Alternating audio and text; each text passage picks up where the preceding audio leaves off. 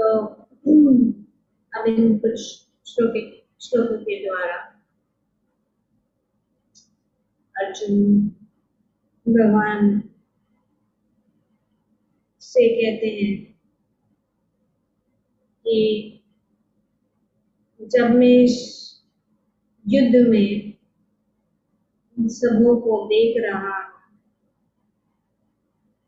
तो मेरे शरीर कांप रहे हैं, मेरे अंग कांप रहे हैं, मेरा पूरा शरीर कांप रहा है, मेरा मुंह सूख रहा है, मेरे रोंगटे खड़े हो रहे हैं और मेरे हाथ से गांडीव जो है वो भी सरक रहा है, मेरी त्वचा जल रही है और यहाँ पे कह रहे कि मैं खड़े नहीं रह सकता हूँ और मैं अधिक खड़ा रहने में असमर्थ हूँ, मैं अपने को भूल रहा हूँ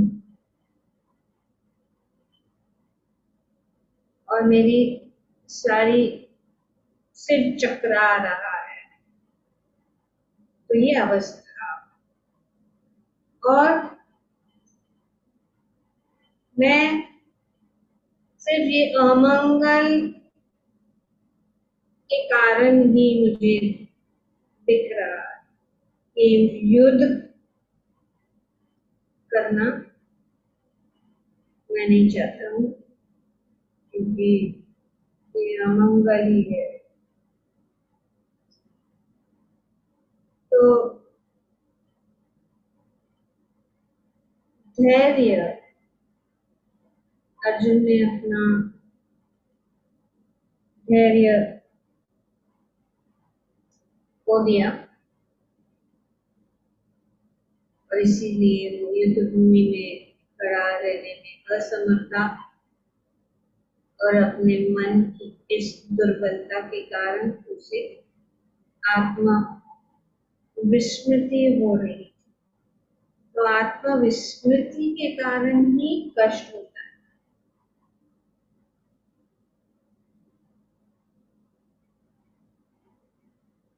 तो यहाँ पे अर्जुन बहुत ही इस अवस्था में उसने अपने धैर्य को खो दिया।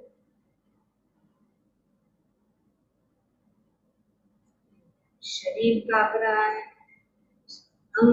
शरीर के सब अंग कांप रहे हैं, उसका मुंह सूख रहा है, रोंगटे खड़े हुए हैं, हाथ में से गंभीर जो है वो सरक रहा है, त्वचा जो है चल रही है और खड़ा नहीं हो रहा। तो ये क्या है? धैर्य। जब हम धैर्य खो जाते हैं तो ये सब लक्षण जो है जो अर्जुन यहाँ पे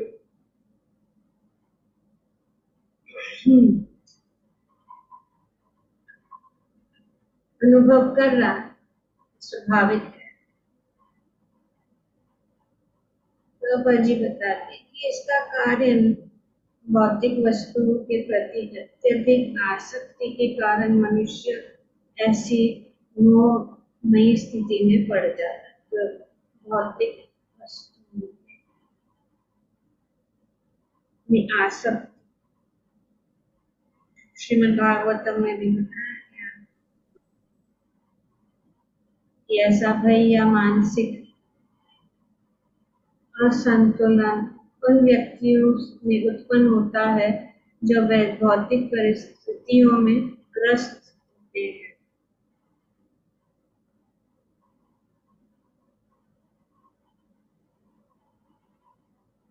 तो इसका रास्ता क्या है?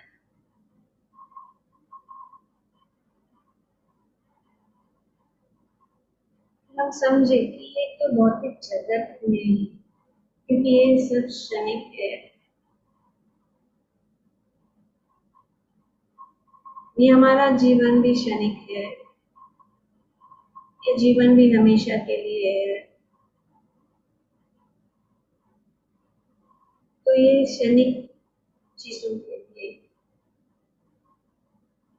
हमें विचलित नहीं होना चाहिए, क्योंकि भौतिक जगत का यही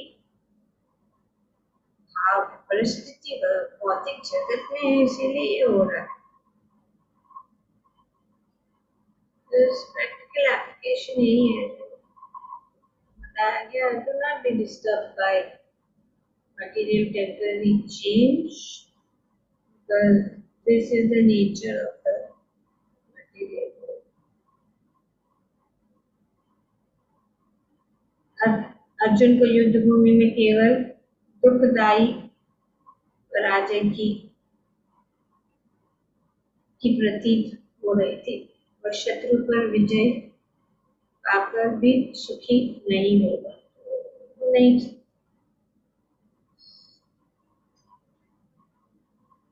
इसीलिए वे कह रहे कि निमित्तानि विपरीतानि। निमित्तानि विपरीतानि का शब्द है कि जब मनुष्य को अपने आशाओं में केवल निराशा दिखती है तो वो सोचता है कि मैं यहाँ क्यों, मैं किसमें पड़ गया, यहाँ कैसे आ गया। जब निराश, तो प्रत्येक प्राणी अपने में तथा अपने स्वार्थ में रुचि रखता है। सब लोग अपना ही देखते हैं और सब लोग वही चाहते हैं, और यहाँ पे भी वो अर्जुन अपना ही स्वार्थ देख रहा है। जो आगे भी देखते हैं, और हमारी भी परिस्थिति सब ऐसी है, क्योंकि हम भगवान को भूल रहे हैं। अभी भगवान उनके साथ है और उसकी परिस्थिति ऐसी है।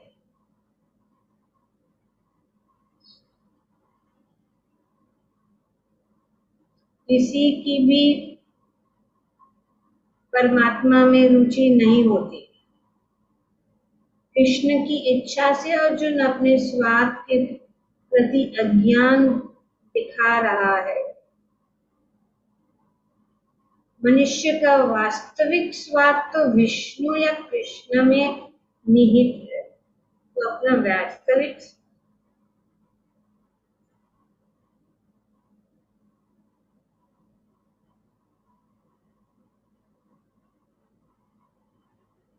तो जब हम इस प्रकार से इस बात को नहीं जानते हैं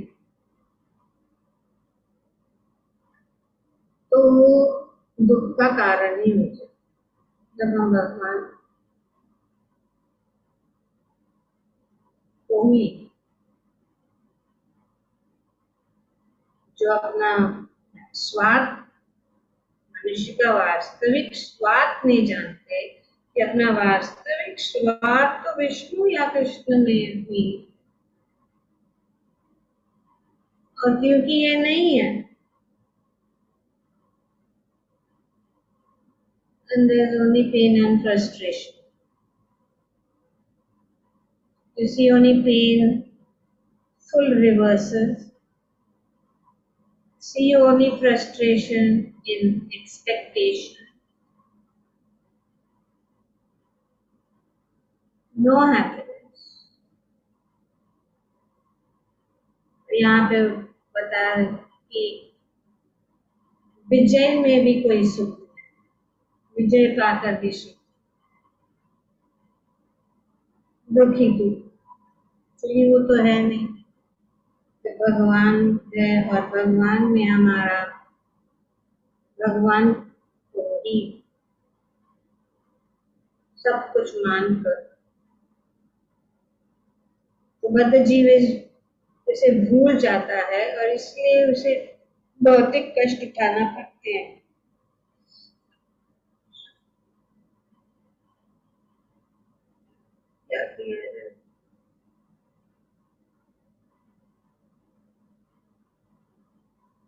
तो अर्जुन ने सोचा कि उसकी विजय केवल उसके शोक का कारण बन सकती है।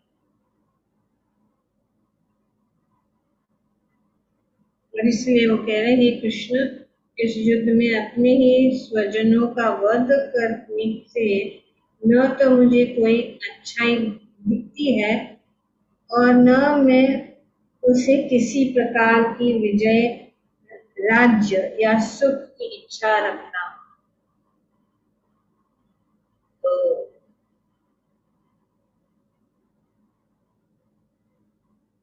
तो ये शारीरिक संबंध के कारण,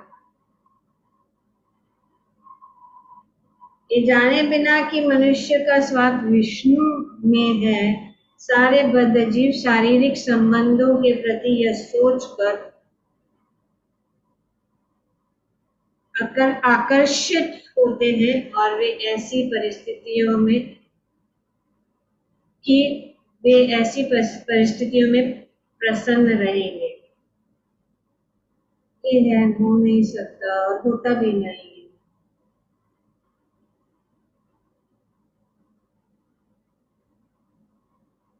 ऐसी देहात्म बुद्धि के कारण वे भौतिक सुख के कारणों को भी भूल जाते हैं। जो सुख के कारण है उसको भी भूल जाते हैं। यही हमारी परिस्थिति है, दुखी रहने की हमारी आदत हो गई है और यही कारण है।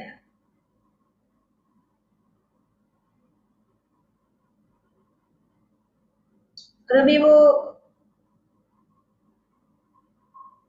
वन में जाने की इच्छा कर रहा है, ये सब छोड़ के नहीं होता, तो फिर ये डिप्रेशन, ये स्ट्रेस, ये सब, क्योंकि हम जानते नहीं हैं कि ये भौतिक जीवन कैसा चल रहा है, किस प्रकार से चल रहा है। और भगवान इसीलिए आगे बताएंगे कि हमें सहन करना होगा। ये सब जो है सुख और दुख आता रहता है, हमें स्थिर रहना है, हमें आत्मा के स्तर पे आना है और आत्मा साक्षात्कार का ज्ञान भगवान देंगे। तो अर्जुन को अपना कार्य तो करना ही है, उनसे तो वन जाने का निश्चय कर लिया है, जहां वो एकांत में निराश पूर्वक जीवन काट सके। अभी यही है, जब निराश होता, don't talk to me, I don't want anybody, leave me alone, अभी इसमें डूबे और भी डूबे।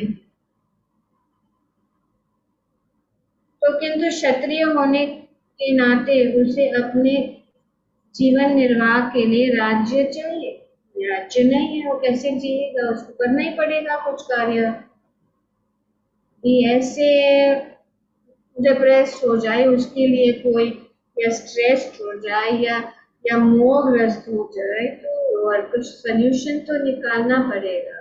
तो ये बैलेंस कैसे हो, जीवन निर्वाह तो करना ही है और वो क्षत्रिय है। किंतु अर्जुन के पास राज्य कहाँ है? उनके लिए तो राज्य प्राप्त करने का एकमात्र अवसर है और अपने बंधु बांधनों से लड़कर अपने पिता के राज्य का उत्तराधिकारी प्राप्त करे, जिसे वह करना नहीं चाह रहा है। इसलिए वह अपने को जंगल में एकांतवास करके निराश का एकांत जीवन बिताने के योग्य समझता।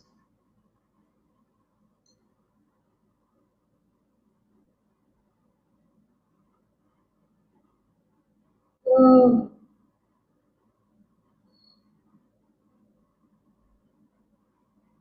दिस ये प्रकार के, जैसे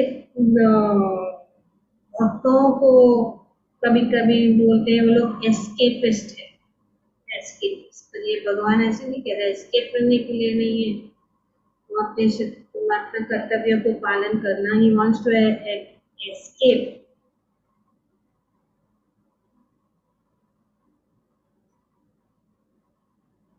क्योंकि उसका एक ही रास्ता रह गया है उनके लिए, युद्ध करके अपने राज्य को प्राप्त करें। और क्योंकि ये हृदय की दुर्बलता के कारण वो युद्ध नहीं करना चाहता और वो जाके जंगल में रहना चाहता, निराश। तो वो कह रहे, हे गोविंद, हमें राज्य सुख अथवा इस जीवन से क्या लाभ, ये शोक करना है। और हम भी ऐसे ही करते हैं, क्योंकि जिन सारे लोगों के लिए हम उन्हें चाहते हैं वे ही इन युद्ध भूमि में खड़े हैं। हे मधुसूदन, जब गुरुजन, पितृगण, पुत्रगण, पितामह, मामा, ससुर, पौत्रगण, साले और अन्य सारे संबंधी अपना अपना धन एवं प्राण देने के लिए तत्पर है और मेरे समक्ष खड़े हैं, तो फिर मैं इन सबको क्यों मारना चाहूंगा, भले ही वे मुझे क्यों न मार डाले। जीवों के पालक, मैं उन सबों से लड़ने को तैयार नहीं, भले ही बदले में मुझे तीनों लोग क्यों न मिलते हो। इस पृथ्वी की तो बात ही छोड़ दे, भला धृतराष्ट्र के पुत्रों को मारकर हमें कौन सी प्रसन्नता मिलेगी। तो इस प्रकार से गोविंद श्री कृष्ण मधुसूदन, भगवान ने मधुसूदन नाम अशुभ इसीलिए भगवान के यहाँ पे मधुसूदन। अर्जुन ने भगवान कृष्ण को गोविंद कहकर संबोधित किया, क्योंकि वे गौओं तथा इंद्रियों की समस्त प्रसन्नता के विषय है। इस विशिष्ट शब्द का प्रयोग करके अर्जुन संकेत करता है कि कृष्ण की अर्जुन की इंद्रियां कैसे तुष्ट करे। तो यहाँ पे अर्जुन सोच रहा है कि किस प्रकार से भगवान मेरी इंद्रियों को तुष्ट करे, किंतु गोविंद हमारी इंद्रियों का तुष्ट करने के लिए नहीं है। हाँ, यदि हम गोविंद की इंद्रियों को तुष्ट करने का प्रयास करते हैं तो हमारी इंद्रिय स्वतः तुष्ट हो जाती है। तो इसलिए गोविंद कहकर अर्जुन ने भगवान को संबोधित। भगवान अब गोविंद है, आप समझने की कोशिश करो। तो ये भौतिक विचार के मन,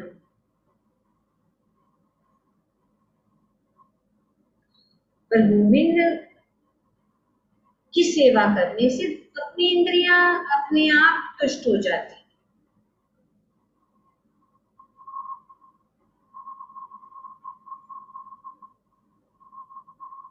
तो अगर हम गोविंद की इंद्रियों को तुष्ट करने में लगेंगे तो अपने आप सब हो जाता।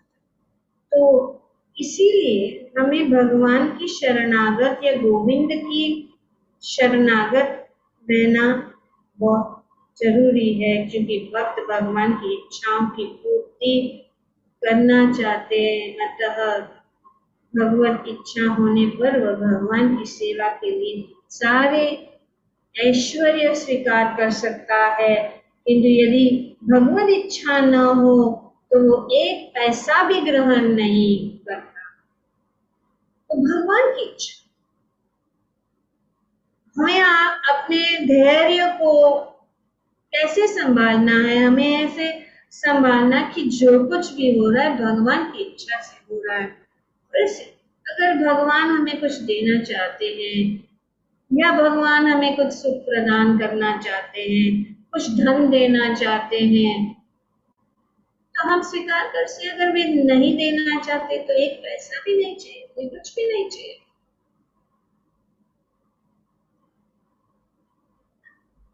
तो ये भाव,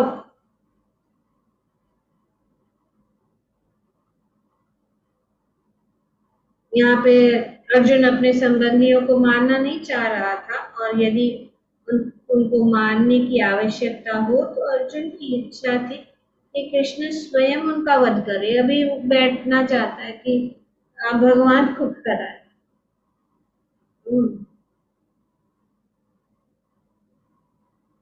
जैसे कि अपना काम भगवान का नाम, तो अपने को भगवान के ऊपर भगवान करेंगे अपने कर्तव्य। अभी ये कोई भी एक,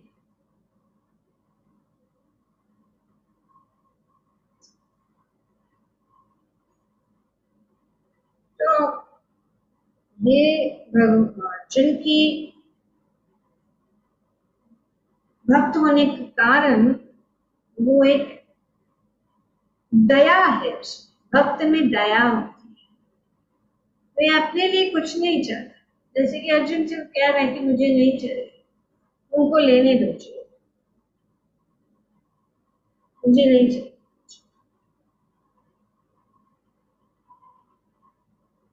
और यहाँ पे बहुत सारे तर्क बता रहे, यदि हम ऐसे आतताइयों का वध करते हैं तो हम पर पाप चढ़ेगा। अभी कारण दे रहे हैं, युद्ध नहीं करना चाहते, पहले तो उनकी अवस्था, अब वे आगे बहुत सारे कारण बताएंगे, उसको हम जल्दी पढ़ लेंगे। यदि हम ऐसे आता, आप लोग नोट कीजिए, और हम फिर बाद में पूछेंगे कौन से कारण है। तो यहाँ पे पहला कारण है कि हम यदि ऐसे आतताइयों का वध करते हैं तो हम पर पाप चढ़ेगा। अतः यह उचित नहीं होगा कि हम धृतराष्ट्र के पुत्रों तथा उनके मित्रों का वध करें। ये लक्ष्मीपति कृष्ण, इससे हमें क्या लाभ होगा, और अपने ही कुटुंबियों का को मार कर हम किस प्रकार सुखी हो सकते हैं। वैदिक आदेश अनुसार आतताई 6 प्रकार के होते हैं। कौन से? विष देने वाला, किसी को विष देता है वो क्या है? आतताई। और हम देखेंगे कि ये सब उन्होंने किया है, कौरवों ने पांडवों के प्रति। घर में अग्नि लगाने वाला, घातक हथियार से आक्रमण करने वाला, धन लूटने वाला, दूसरों की भूमि हड़पने वाला तथा पराई स्त्री का अपहरण करने वाला, ऐसे आतताइयों को तुरंत वध कर देना चाहिए, क्योंकि इस वध से कोई पाप नहीं लगता।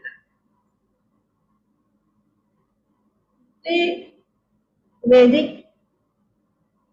आदेश 6 प्रकार को के आतताइयों को मारने से या वध करने से कोई पाप नहीं। आतताइयों के इस तरह वध करने किसी सामान्य व्यक्ति की को शोभा दे सकता है, किंतु अर्जुन कोई सामान्य व्यक्ति नहीं है, वह स्वभाव से साधु है। अतः वो उनके साथ साधु व्यवहार करना चाहता है, किंतु इस प्रकार का व्यवहार क्षत्रिय के लिए उपयुक्त नहीं है। यद्यपि राज्य के प्रशासन के लिए उत्तरदायी व्यक्ति को साधु प्रकृति का होना चाहिए, किंतु उससे कायर नहीं होना चाहिए। उदाहरण, भगवान राम इतने साधु थे कि आज भी लोग राम राज्य में रहना चाहते हैं, किंतु उन्होंने कभी कायरता प्रदान नहीं की। रावण आतताई था क्योंकि वह राम की पत्नी सीता का अपहरण करके ले गया था, किंतु राम ने उसे ऐसा पाठ पढ़ाया कि विश्व इतिहास में बेजोड़ है। तो यहाँ पे अर्जुन बोल रहा है कि पाप,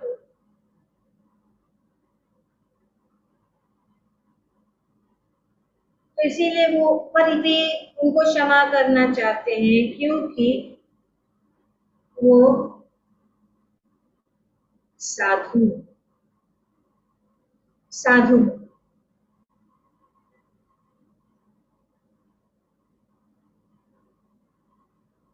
तो ये वो इसीलिए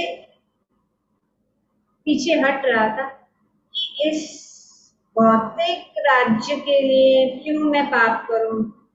वैसे भी ये सब हमेशा के लिए नहीं है, टेम्परेरी है, तो इसीलिए मुझे नहीं करना चाहिए। और ऐसे साधुपन जो है क्षत्रियों को शोभा नहीं देता। उदाहरण यहाँ पे श्री राम जी।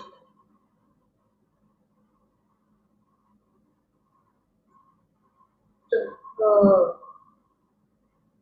यहाँ पे भगवान को माधव करके अर्जुन क्या कर रहे हैं, माधव। माधव मतलब कौन, लक्ष्मी पति, goddess, husband of the goddess of Fortune. इसीलिए आप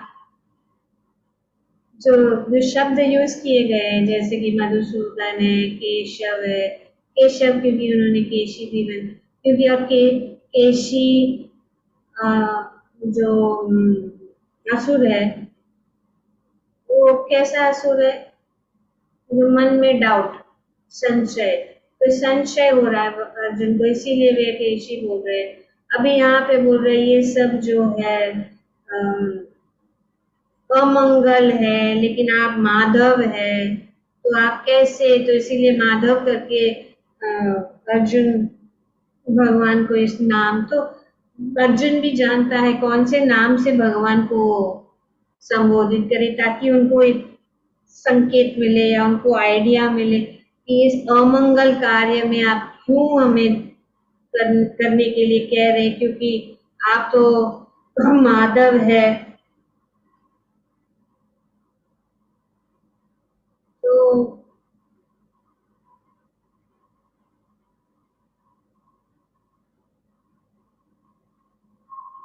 मैंने सोचा कि नहीं, मैं नहीं करती हूँ, तो आगे कहते हैं कि जनार्दन, यद्यपि लोभ से अभिभूत चित्त वाले ये लोग अपने परिवार को मारना या अपने मित्रों को द्रोह करने के में कोई दोष नहीं देखते, किंतु हम लोग जो परिवार के विनष्ट करने में अपराधी देख सकते हैं, ऐसे पाप कर्मों में क्यों प्रवृत्त।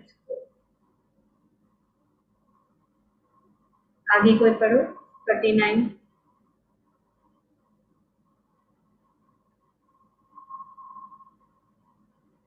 यस नीलम, अनुवादित करो।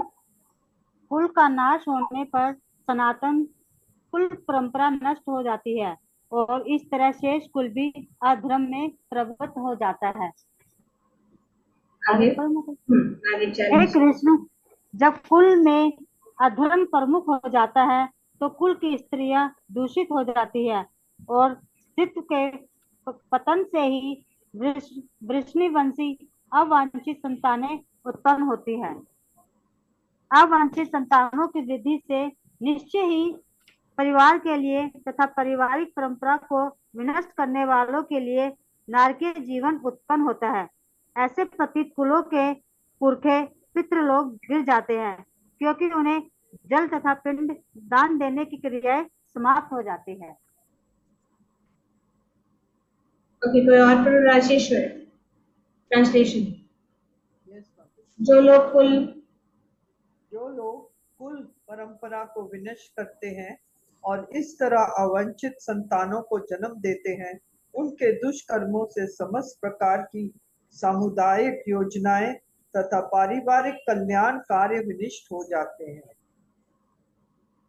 हे प्रजापालक कृष्ण, मैंने गुरु परंपरा से सुना है कि जो लोग कुल धर्म का विनाश करते हैं वे सदैव नरक में वास करते हैं। कंटिन्यू माता जी। Yes. ओ, कितने आश्चर्य की बात है कि हम सब जघन्य पाप कर्म करने के लिए उद्यत हो रहे हैं।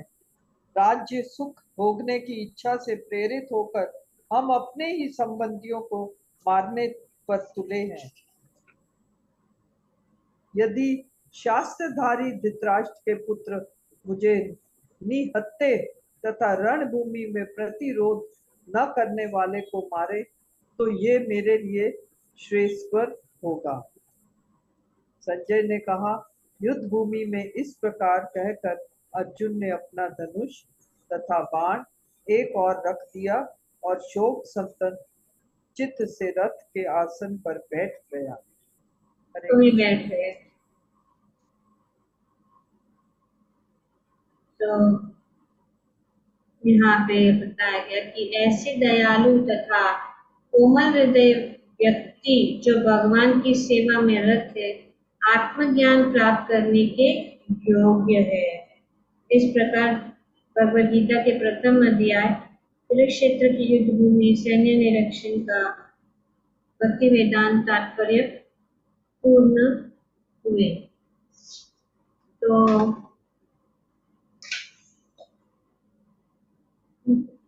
कोई बता सकता है कि कौन से कारण थे क्यों जिन्होंने जो अर्जुन ने दिए, क्यों युद्ध नहीं करना चाहता था?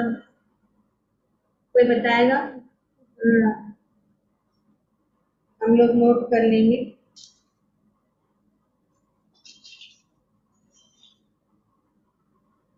पहला क्या है? यस यस, कौन सा है? पहला है माता जी, ऐसे आतताइयों का वध करते हैं तो हम पर पाप चढ़ेगा। हाँ, ऐसे आतताइयों का वध करने से हम पर पाप चढ़ेगा। अच्छा, पाप। और माता जी मैं बोलूं? यस। कुल का नाश होने पर सनातन कुल परंपरा नष्ट हो जाती है और इस तरह शेष कुल भी अधर्म में प्रवृत्त हो जाता है। ये भी एक कारण।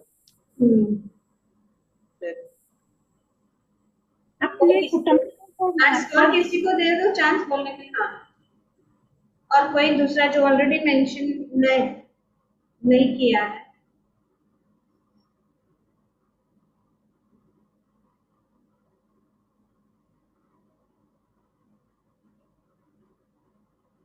यस, ओके, उधर का मतलब हम कुल की स्त्रियां ऐसे कुल में अधर्म प्रमुख हो जाता है और कुल की स्त्रियां दूषित हो जाती हैं, जिससे कि अवांछित संतानें उत्पन्न होती हैं। ओके। और माता जी इसमें लिखा है, अवांछित संतानों की वृद्धि से निश्चय ही परिवार के लिए पारिवारिक परंपरा को नष्ट करने वालों के लिए नारकीय जीवन उत्पन्न होता है। हाँ, नारकीय जीवन, राइट। और एक बात मैं बोलूं ना, ऐसे पतित कुलों के पुरखे पितर लोग गिर जाते हैं क्योंकि उन्हें जल तथा पिंड दान देने की क्रियाएं समाप्त हो जाती हैं।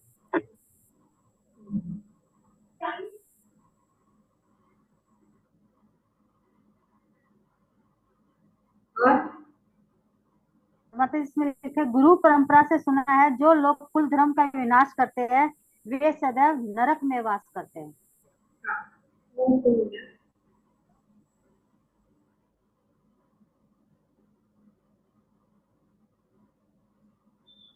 कैसे राशेश्वरी?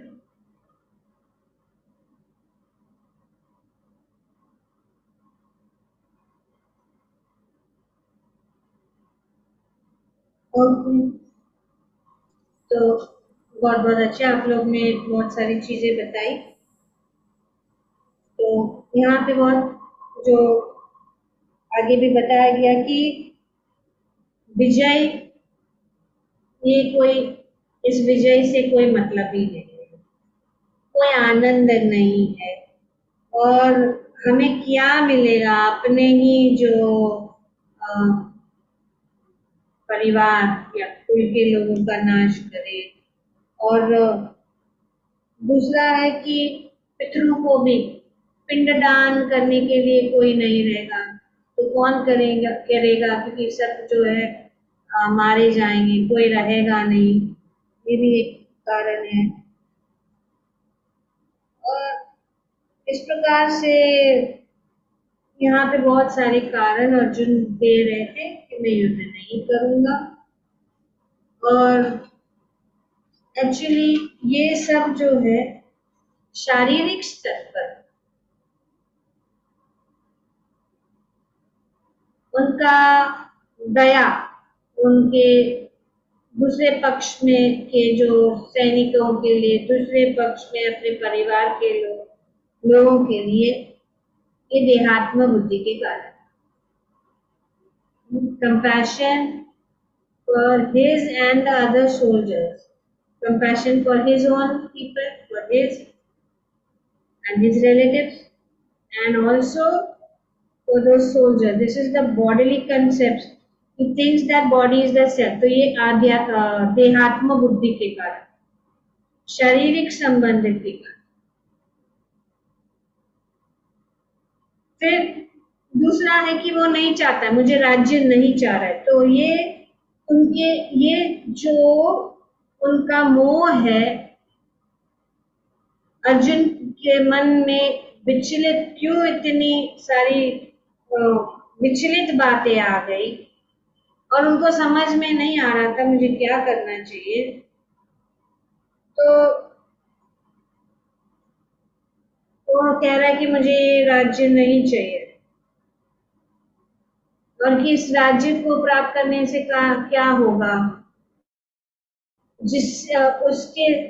जिस लोगों के साथ में इसको भोगूंगा वो तो नहीं रहेंगे, सब मारे जाएंगे, तो इससे क्या लाभ। तो bodily concept, enjoy with family not alone. तो इसके लिए आपका नाम, अपना काम और दूसरे का नाम। तो sinful activities conscious of personal suffering, तो वो सोच रहा है कि ये पाप होगा तो मेरे ऊपर पाप लगेगा, मेरे ऊपर, तो अब फिर वापस देहात्म, मुझे पाप लगेगा, हमें पाप लगेगा। और भी जानते नहीं है कि धर्म के पिता उनके साथ है, तो वो उनकी परवाह नहीं कर रहे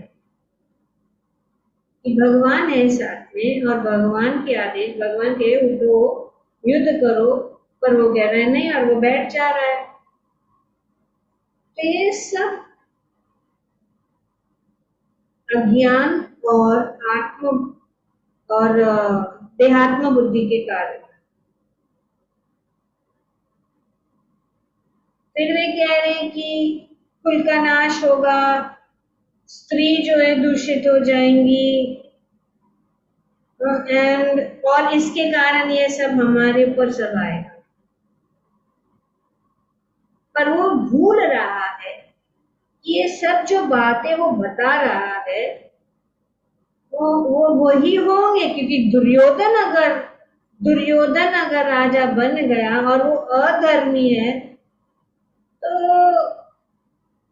स्त्रियों का क्या और धर्म का क्या, उनको राज्य मिल जाएगा तो ये सब तो खत्म हो जाएगा, वैसे भी खत्म हो जाएगा। उसके जाने से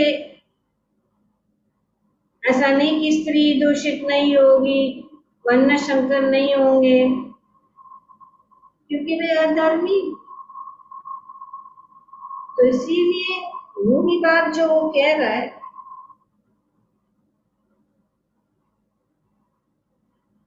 वो हो नहीं पाए।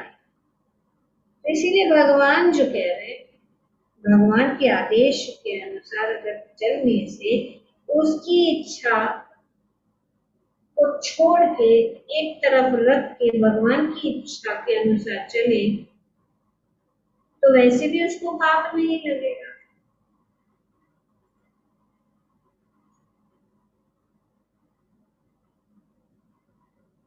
तो जब भगवान कह रहे तो वो क्यों पीछे हट रहे? तो यही बात वो समझ नहीं पा रहे अभी, क्योंकि इस परिस्थिति में वो पूरा पूरा जो है मोहग्रस्त हो गया, अपने कर्तव्य को भूल रहा है, वे दुख का अनुभव कर रहा है, वो सुख को भी नहीं देख पा रहा है, भगवान को भी नहीं देख पा रहा है। भगवान आदेश दे रहे कि अर्जुन उठो और युद्ध करो, लेकिन वे नहीं करना चाहते, वे अपनी बात बताना चाहते हैं, अपनी बात को ही चलाना चाहते हैं। तो ये कारण क्या है? देहात्म बुद्धि के कारण, और उनका शोक का भी यही कारण। नहीं तो शोक करने की कोई जरूरत ही नहीं, खास करके अपने कर्तव्य के पालन में। जब हम जानते हैं कि हम कुछ गलत नहीं कर रहे और फिर शोक करते, चाहे कोई भी, जैसे यहाँ पे उसका वो दया है, वो कह रहा है कि चाहे वो लोग नहीं समझे कि युद्ध गलत है या जो भी है, लेकिन हम तो जानते हैं, तो हम क्यों उसमें लगे। तो बहुत सारे यहाँ पे उन्होंने कारण दिए। तो इस प्रकार से ये जो पहला अध्याय है शुरू होता है प्रश्न से, और फिर सेनाएं सब खड़ी है, कौन कौन उपस्थित है, और अर्जुन ने भगवान को अपना रथ को दोनों सेनाओं के बीच में ले जाने के लिए कहा, और जब वे बीच में ले गए तो उन्होंने सब जब देखा तो उन्हें मोहग्रस्त हो गए, और मोहग्रस्त होने के कारण वे युद्ध करना नहीं चाहते थे। भगवान उनको कह रहे उठो और युद्ध करो, लेकिन वो नहीं करना चाहते थे। उन्होंने बहुत सारे कारण भी बताए, और अंत में वो जो है बैठ गए। तो ये पहला अध्याय है।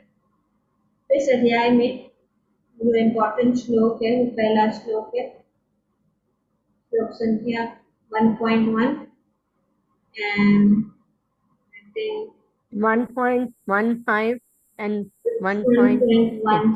तो ये आप लोग सब पाठ करिए, और मंडे को आप लोग सब